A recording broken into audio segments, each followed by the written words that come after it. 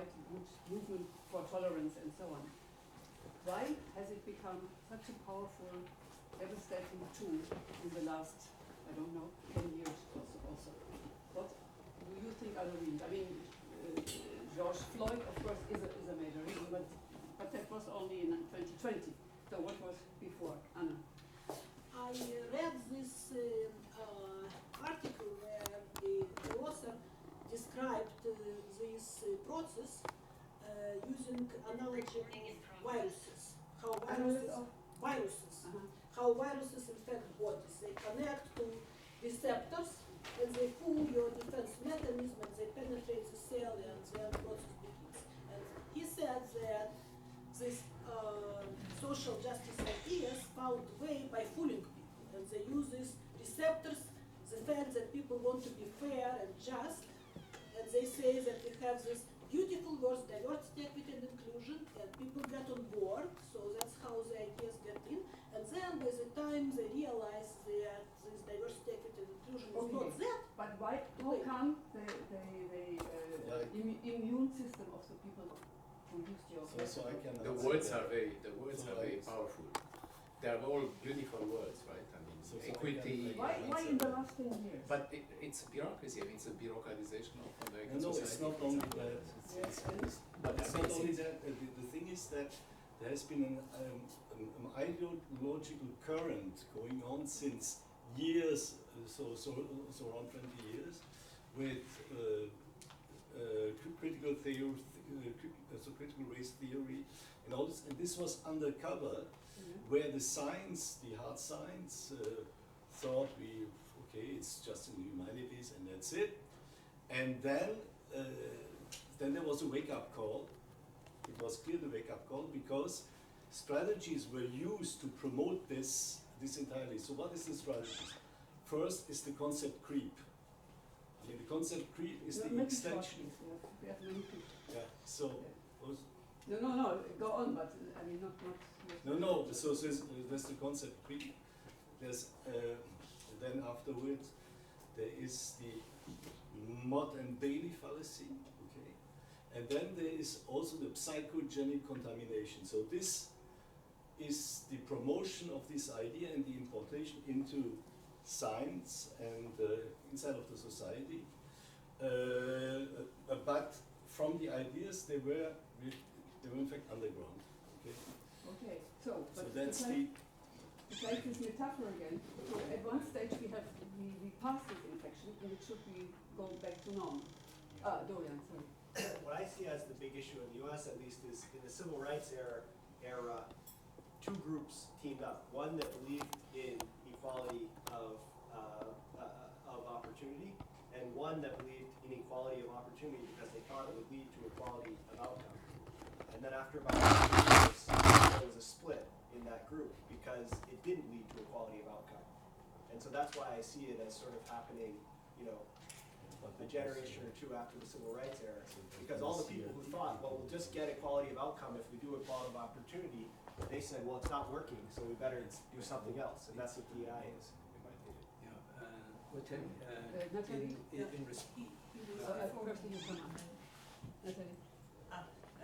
No, I think there are several causes, as ever. But I think one of the causes, which is, let's say, psychosocial, is the power that is given to the people who have this discourse. It's a big power because they use guilt in order to get some power on other people. And once they've discovered this power, it's so easy and so playful, let's say, to exert it, especially with social networks, which facilitate, of course, all this. And once you discover that you have a lot of power just by words, on other people, so you just exert it. And if you're many owing to social networks, you exert it in a very, very massive way. So this, I think, are the two main causes. There may be others. Social networks, certainly. Percy? Yeah, this is in response to what you were asking. Why just in the last 10 years? I remind you, this book by Ernest Hemingway called The Sun Also Rises. So there's a discussion between two people, and the one says to the other, how did you go bankrupt? So he says, I went bankrupt in two ways. First gradually, and then suddenly. That's exactly what Yeah, the maybe thing. we should Yeah. hear the mathematician catastrophe theory. But then, just to pick up on this, I very much agree with what Dorian said, is that I think it was recognized, I think things really go back to the 1960s. Then it was recognized that there was this big problem in terms of getting minority groups into STEM. This was one of the things that was recognized. And many, many things were tried. You remember there was this early intervention programs. There were many, many things which were tried. And none of them worked. So Yes. the end result because the became aim was wrong. what the end result was a war on merit. Because then what you do is you take every subject and you denature it to such a point that you cannot tell the difference between a good student and a bad student. That's exactly what the outcome of all the failures to try and address the issue. That, above everything, that's where we stand. And there's no greater threat to this country to the US than the war on merit, because that really hits what the country has been about, how it's succeeded. That's where we are. Right. Still, the same thing hasn't happened in other fields, like you mentioned sports. It didn't happen there.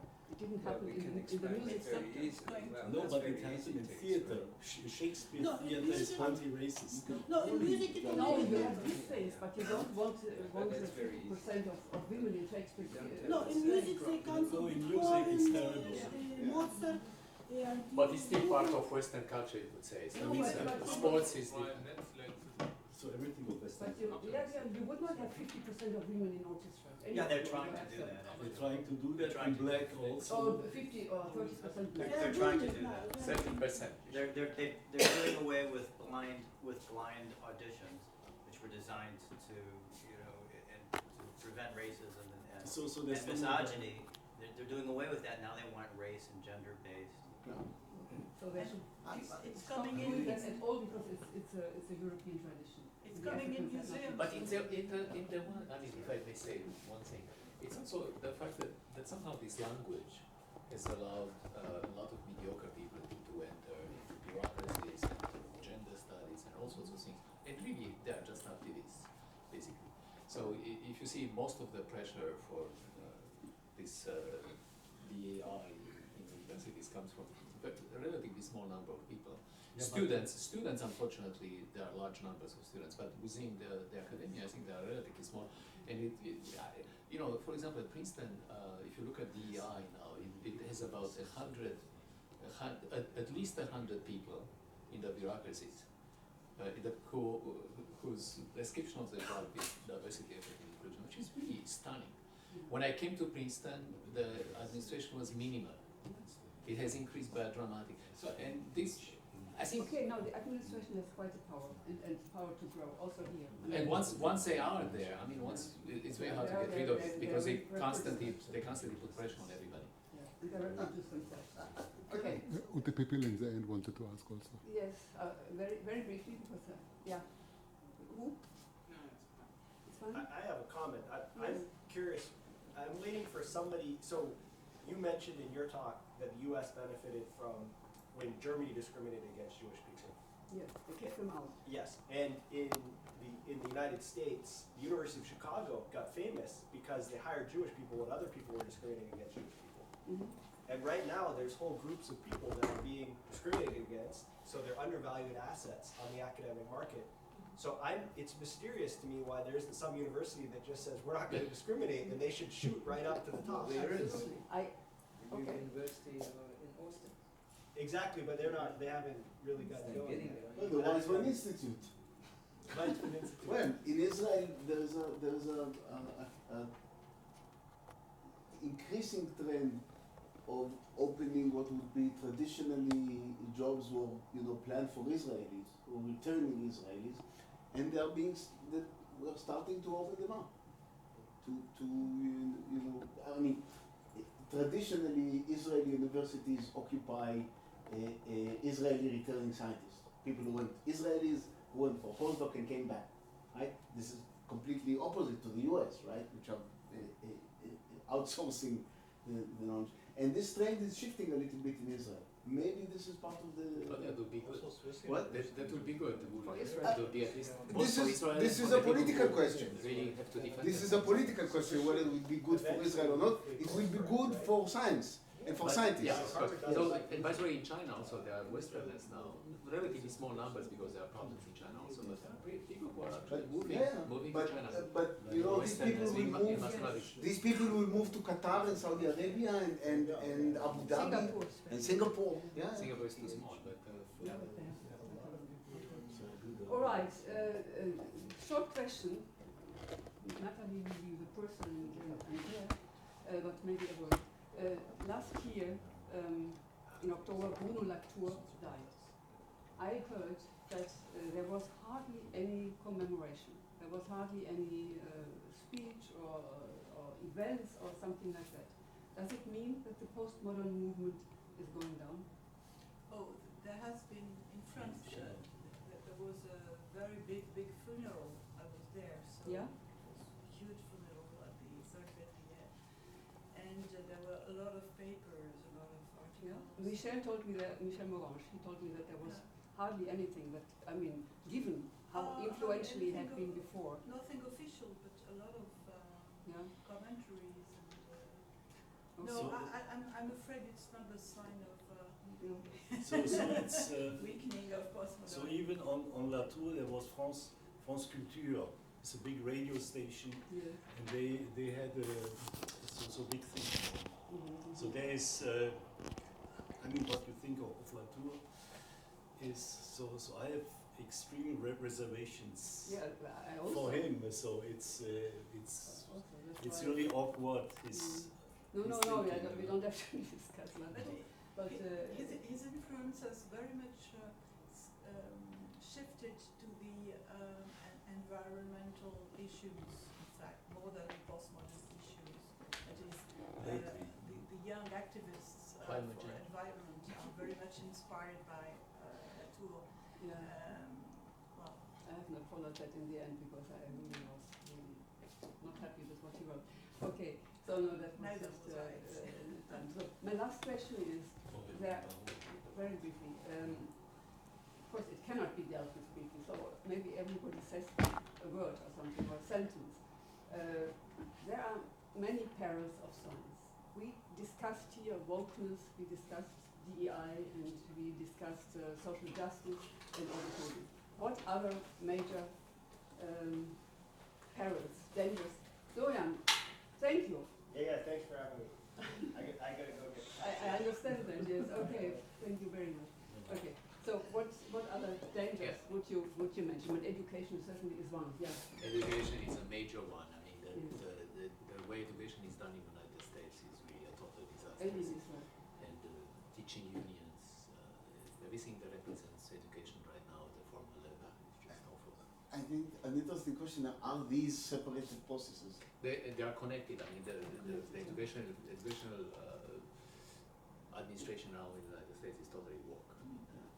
Just to pick up on what Sergio says, is that with the decline of public education, what that means is that there'll be a group of people, typically rich people, who will be able to educate their children independently. So what is now the gap, the wealth gap, now will become the education gap. That I think is most likely what is going to happen. Well, it's going to be, people are going to be educated at home. I mean, I think the home We go back to this old. it's growing, yeah. So it's going to be like in the Well, 18th century, 17th Yeah, century, exactly. which should be, of course, even more the distance between educated and uneducated will be enormous. Yes, of course, it's just the opposite. Sebastian? Some days ago appeared a paper in Nature that made a lot of noise about how the level of disruptiveness in research has gone down. Yes, I read that. very, very steeply. Mhm. And then most of the articles that appear now are cumulative. Mhm. What Kuhn would say, we are reaching a state of absolutely normal science. Papers are not pushing revolutions. That can be a sign of how can I say, stagnancy. We, Stagnancy. the reasons for that can be a lot. It can be that just it's harder to do revolution than in the beginning of the 20th century, where it was apparently very easy. But a lot of people are saying just bureaucracy. Come on, we are writing grants all day long. Bureaucracy and also market forces. I mean, you do apply to You cannot sell yourself if you are not doing the You same, if you're not working on energy and machine learning. Yeah. So I would say one of the great dangers. Oh, sorry. No, Glenn. Natalie. And then No, for me one of the great danger is addiction to social networks. With social networks which are not controlled, which are powered by algorithms which close people inside cognitive bubbles, and it's creating quite a new culture which is totally different from the one we were brought in. And so, without any control of what's happening, I'm afraid it's going to be very difficult to be simply understood by young people, including our interest in research, in what is. I'm sorry, but I have to disagree. As a user of Twitter and formerly of Facebook, it has great advantages, and I'm using them every day. Okay, but on And the And other A you lot should of agree course, as a well. lot of disadvantages. But there is an equilibrium which is very hard to obtain. That's completely correct, and that there's a lot of garbage, and these Twitter storms is horrible. No, But but it has a lot of advantages as well. Yes, but No, but manipulation by Google. Google manipulate. We know very and well. by Google TikTok, manipulates searches. TikTok on So your- when it comes to, on your- I mean, that's a huge danger. Yes, there are social networks right now, like Mastodon, if someone knows, that they are not manipulated by definition. They cannot be manipulated. Okay, So there are things to do. I'm not saying we are there, and you are completely right. I'm just saying it is possible to do a very good things with that, and some things are done on that. But still, we have to be very, very careful. Sebastian, Okay, so, So- the person there, and you are the last one, and then you stop. The last one. Yes. I think the elephant in the room is AI. I don't know if it's good or bad. It will change science, and it's already changing science. Change science. Artificial Ah, intelligence. Machine learning, and we don't know where it's going. It's probably going to be amazing for science. Not clear that it's going to be amazing for science by humans. Agreed. I, so first let me answer. I'm less worried from from the rise of artificial intelligence rather from the decline of human intelligence. No, so So you it's want not to my say joke. something else? No, yes. And this I think everyone who's submitting papers feels the role of peer review and journals as commercial entities is becoming a huge power in the scientific endeavor, and not a good one, because at least as I said, I'm thinking about climate a lot and things like that, and the public has the perception that if something has been published and peer reviewed, then it is correct. Yeah, that's the wrong perception. Right? It's Okay. completely wrong perception. Yeah. And this is becoming, it's starting to monopolize the way people do research. They start a project, they already have in mind where and how they're going to publish the results. This is, I've seen this many times. I think that's a grave danger to science. Agreed. So, I have yeah, a short comment on what Sebastian said. So actually, social networks are heavily manipulated, and you should look at Twitter files that show how much American government and European government and FBI manipulated flow of information in a shadow way, not just by banning people, but suppressing their tweets and content.